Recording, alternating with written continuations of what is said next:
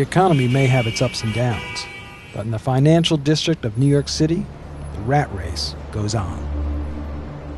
No one actually counts the number of rats in the city. Estimates range from 250,000 to over 100 million. Truth is, no one really knows.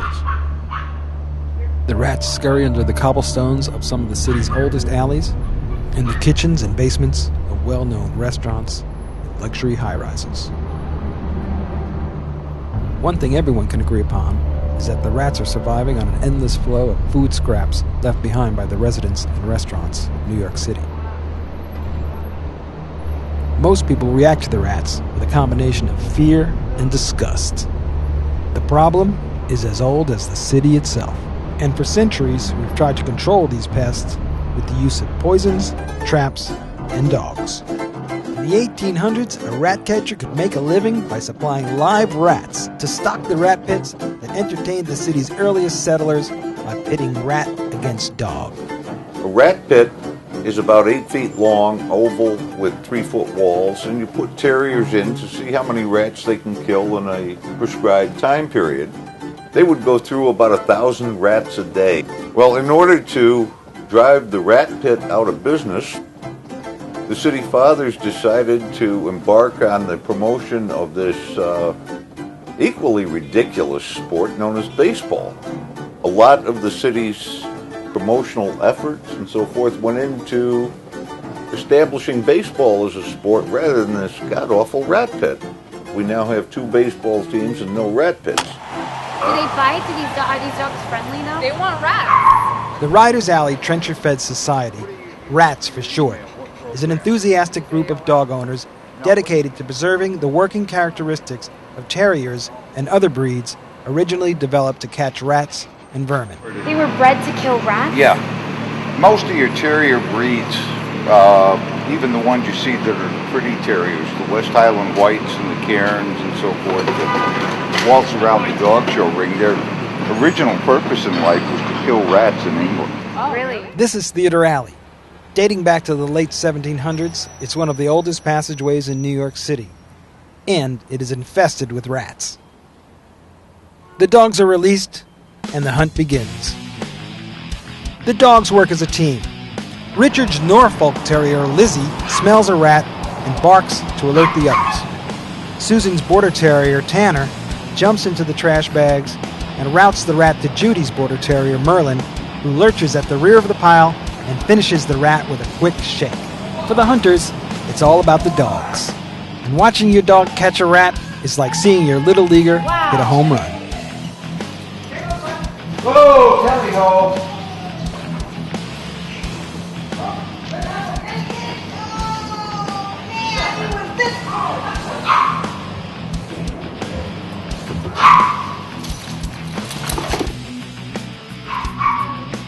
Most of the rats get away. Some find places where the dogs can't get to them.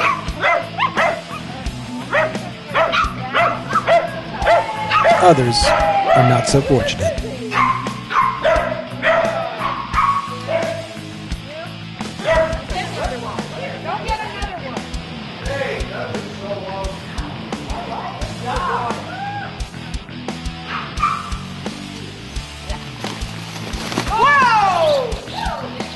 Compared to the slow, agonizing death inflicted upon rats by the poisons usually found in these bait boxes, death by terrier is almost instantaneous.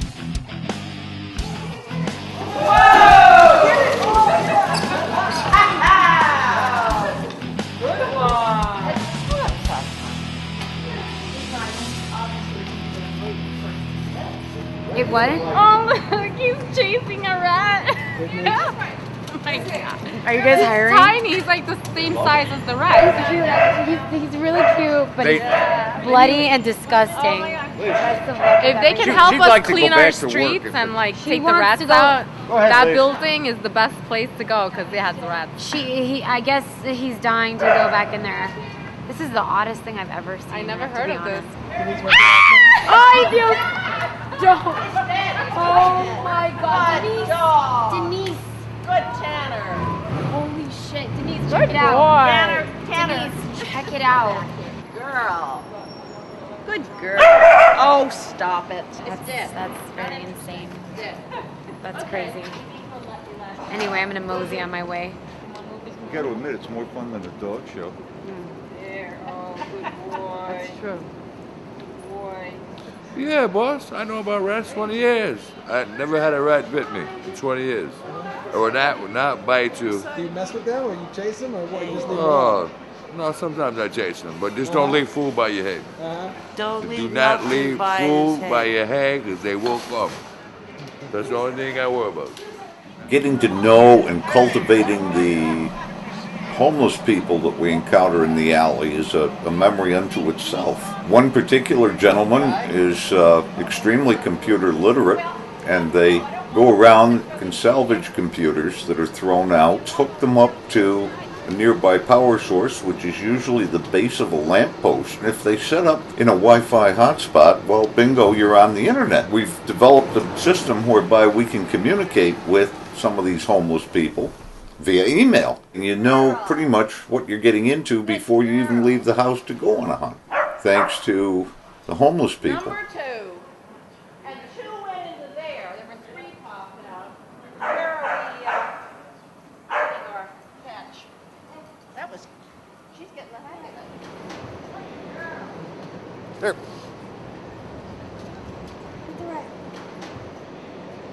Oh my God. That little thing is a hunting dog? They have to be little to get where the rats are. I see. No, I'm just concerned about the dogs. I mean, if they get bitten, won't they be hurt? No, the dogs usually are faster than the rats, and they kill the rat instantly. So they don't get bitten very often. But sometimes they do.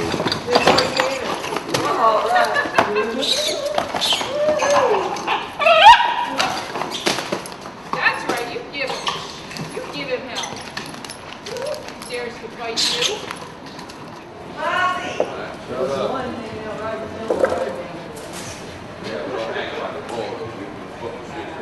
No, he always seems to get bitten. I don't know why. He hasn't figured out how to get the right end. Terriers were bred to rid places of vermin. It goes back hundreds of years, and it no longer is the most effective way of getting rid of vermin, but it sure is fun for the human and the dog. We read a book that tied the evolution of rats in New York City to other historic events like the Revolution, the Sons of Liberty, and the colonial activities in Manhattan, the development of Manhattan, the development of baseball is all basically tied to rat hunting, and we wanted to try it. This is the one thing we do where we don't reward the dog with any kind of treats. All we use is the rat. That's the treat. Nope. This is training, so you're trying to get through to the dog what you expect of him, rather than playing by the rules. So we're not playing by the rules, we're doing what's good for the dog. Come here. Not all dogs have the hunting instinct. The ones that do are led through a series of tests that get progressively more difficult.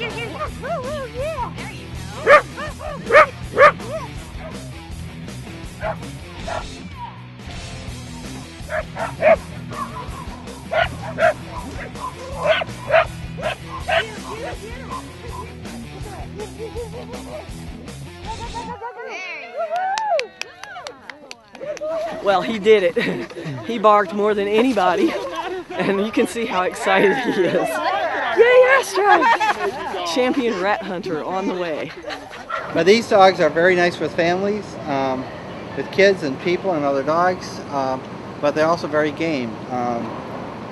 And one reason this is part of their heritage is to hunt, and it's one reason I hunt them. And just see that they still have that instinct, that they still have that same personality that they've had hundreds of years ago. Because when farmers they're raising their chickens, their lambs, their cattle, whatever, and you have badgers and fox killing some of their livestock, it became a life and death matter. They needed food on the table, and So sometimes they had to control the fox population or badger population to have a successful farm. So that's what these dogs were developed for. Some breeds get a little soft because they're not breeding for that instinct, and they don't have that same kind of personality that they would have hundreds of years ago. And I like to keep that in the Border Terrier. On modern-day farms, terriers are still used as a natural, organic solution to controlling the rodent population. Horses have been known to break their ankles by stepping into gopher holes. This is why we hunt places, is because stuff like this undermines the bank or the pond or whatever. These folks actually do some damage. What you're seeing here is a marking behavior, but the dog is too big to actually get in the hole. Once she's marked it, it's time for the dachshund to do his job. Even though this is a big hole, it's still too small for the Norfolk Terrier to get into. But that behavior tells us that at least she thinks there's something in the hole. If you're going to have a dog working underground, you want to have a radio locator collar on him to tell you exactly where the dog is. And it works. When you're hunting North American quarry, you need a small dog, one that's easily spannable, like this, so they can get in the hole.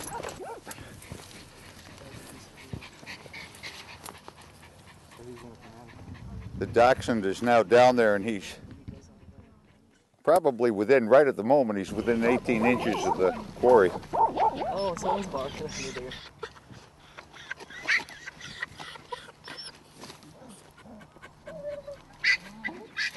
It took the Norfolk to mark it.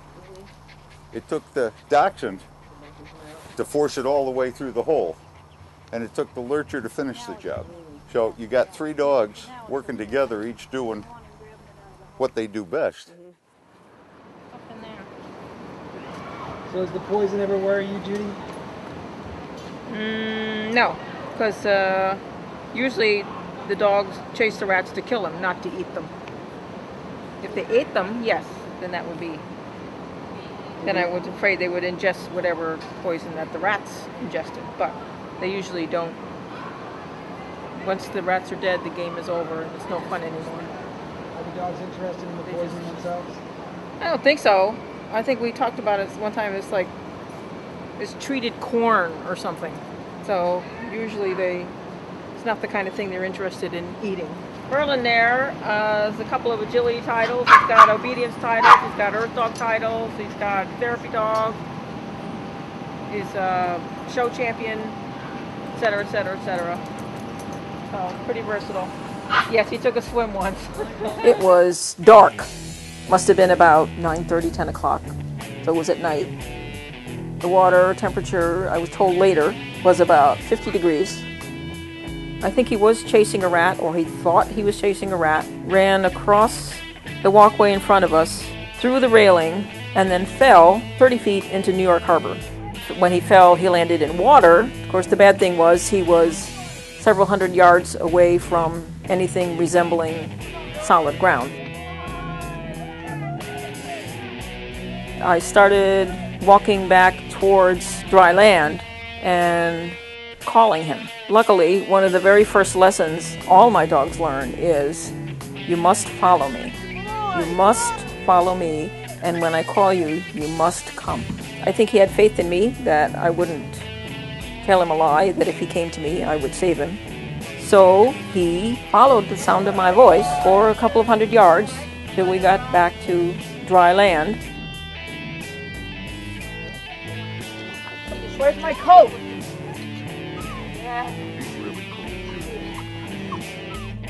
He was cold and exhausted, but once he got warmed up, then he just continued on hunting for the rest of the evening, but it was certainly something to think about. I noticed that nowadays when he's approaching the edge of something, he's a little more careful. Obviously, he didn't realize what he was doing because he thought, he thought he was walking onto something. And when he got there was nothing. He saved himself, but it was very scary. Okay, we'll have to dry out, I guess. Back at boot camp, Astro has made it through R.A.T.S 101. What he lacks in pedigree, he makes up for with enthusiasm. Astro made the turn. As you can see, he still wants the rat. You want to get the rat again? You want to do it? All right, go get the rat. Get it. Good boy. Get him. Encourage. Get him, Astro. Get it. Dogs who demonstrate the right working characteristics are rewarded with ribbons, certificates, and trophies. When you get a certificate of gameness, you get a flask. This is an old one. You can't lose the top. Yeah. Because it's really awkward if you're hunting woodchucks and you open up your flask to have a little sip between woodchucks and you drop the top down the hole. Because there isn't an earth dog in the world that's trained to go find one of those little suckers. So I'm Susan, this is Tanner. Tanner is a Border Terrier. He's a hunting dog. We're at a private farm where they have a little bit of a woodchuck problem. We're going to see what we can do to help them. Tanner is trying to earn his working certificate by hunting a live woodchuck underground. He has to enter the hole on his own. He has to go out of sight and work the quarry. We have to confirm what the quarry is. That either means we have to dig down to it, or he has to drag it out, or something like that. We have a dog underground without a locator collar on. The reason we allowed this to happen is because it's a big dog in a small hole, and we think we can dig to it if necessary. Wait a minute, we can't even get through the damn grass.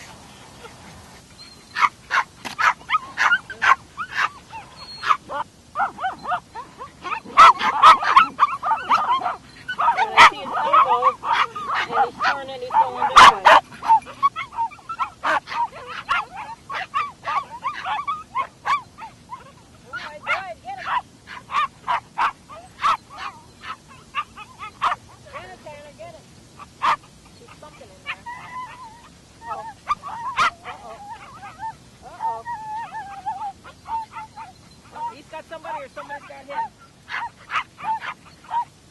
The woodchuck is dispatched by the hunters, and Tanner earns his working certificate. You made it. Hi. Hello. That's our friend Jeff. That's the spot over there. Cool. How are you doing?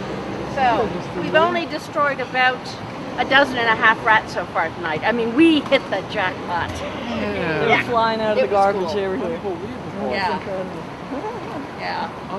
So we're slightly fatigued, but we'll. I read up on this. I was reading about this whole concept on the internet for like an hour. Oh wow! All right. About 6 o'clock today. This is our friend Richard, and this is Jeff. Oh, hi, how are you? Very pleased. Thanks for tipping us off here. Yes. Well, this is like I only saw like 5 to 6 rats. They're there on a regular basis over there. Okay, show us. In Chinatown, the Friends of Columbus Park have had enough of the rats and consult a professional exterminator. There's only 2 types of rats in New York City. R.A.T.S, which is the black rat, which is the roof rat, the medium size, and then there's the large sewer rats. R.A.T.S. Let me ask you a question. Yeah. All that poison you put out in Columbus Park. It's not working. Not working. So why do they keep on putting it there? The city has baited the park, but the poison appears to be ineffective. Because nothing smells worse than a dead rat because they eat sewage. It's like putrefied excretia. Hundreds of active rat burrows are visible steps away from where seniors sit and children play. The image is bad for business, and the residents are fed up. Jeff, I'm not just a regular exterminator. I'm a food safety pest control specialist. I do restaurants that are condemned by the Department of Health. The establishment across the street was just closed by the Department of Health because of rat infestation activity. Okay? There you go. It's really bad. Yes, because the rats in the park go into the restaurant, go into the basement. This is a violation. They can't keep this open. The rats run in. Now, at nighttime, when all these fruit stores, they leave their garbage out, the rats come out and they eat.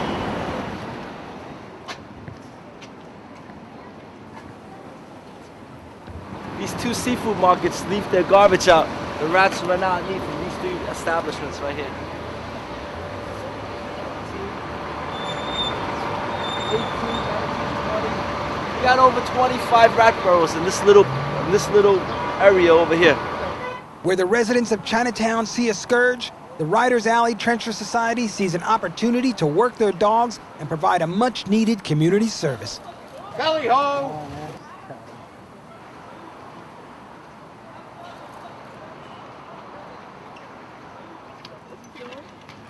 Oh, there it goes, there it goes.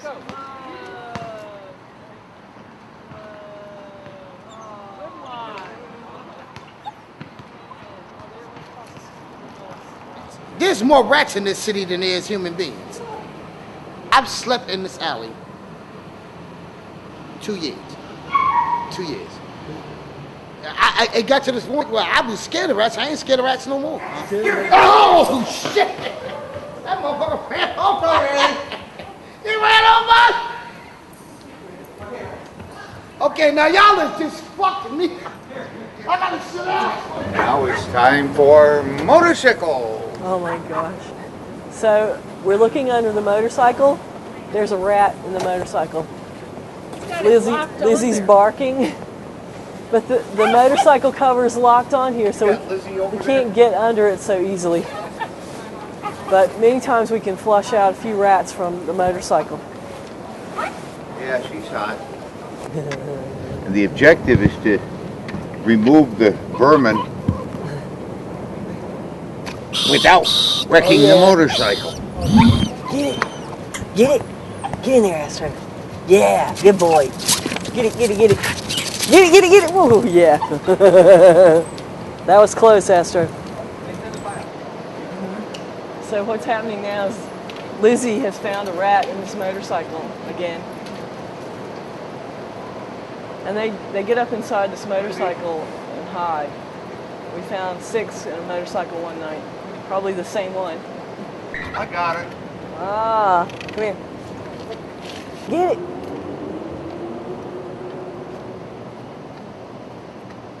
Astro, please pay attention. No. Lizzie, come on. I mean, come on.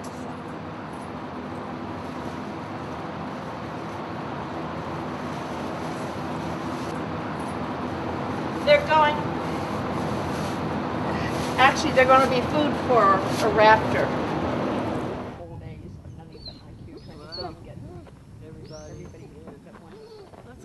This is a Harris hawk, and I use the dachshunds to move rabbits for him to catch. And he's 10 years old. Teddy, how do the dachshunds and the birds work together, and what keeps the bird from attacking the dachshunds? He knows what they're for. He uses the dachshunds to route rabbits. And when he's in a tree, he can see where the rabbit goes, and he flies after it. And the dachshunds track the rabbit. And he works with them, and they work with him. And if the rabbit goes under a shed, he sits on top of the shed and waits for the dachshunds to run the rabbit out. It's 2 species cooperating. And because the dachshunds are so good with the rabbits, a great many falconers that hunt rabbits are now using dachshunds for that reason. What does he think of terriers in general, Teddy? He won't fly with any dog he's not used to. He'll fly over other people's dachshunds, but he knows his dachshunds from other people's dachshunds, and he does not tolerate any other dog in the field. He just won't fly a rabbit. He may go back to the truck. He may just sit tight and give a warning call like he did before.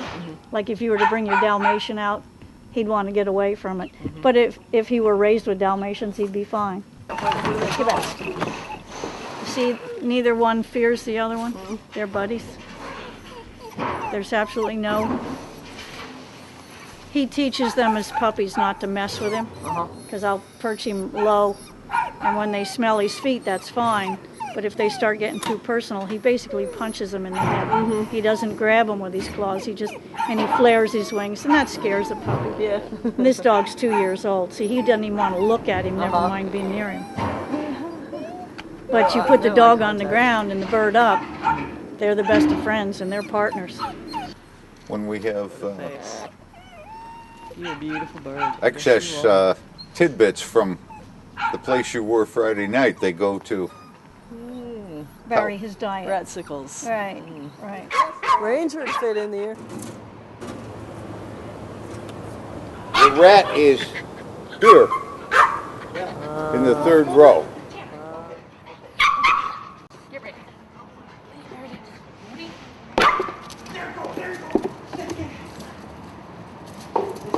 They hunt rats? Really? So it's a lot of rats out here? Hunters, thousands. I'm kind of scared. Actually, rats I'm scared of. Not water bugs and not dangerous New Yorkers. And look at that guy right there. You saw that guy? I walked right past that guy without even noticing. Did you see that? You did? Do you come here all the time? It looked like someone threw up there. I think that's what they're eating. Yeah. Gross.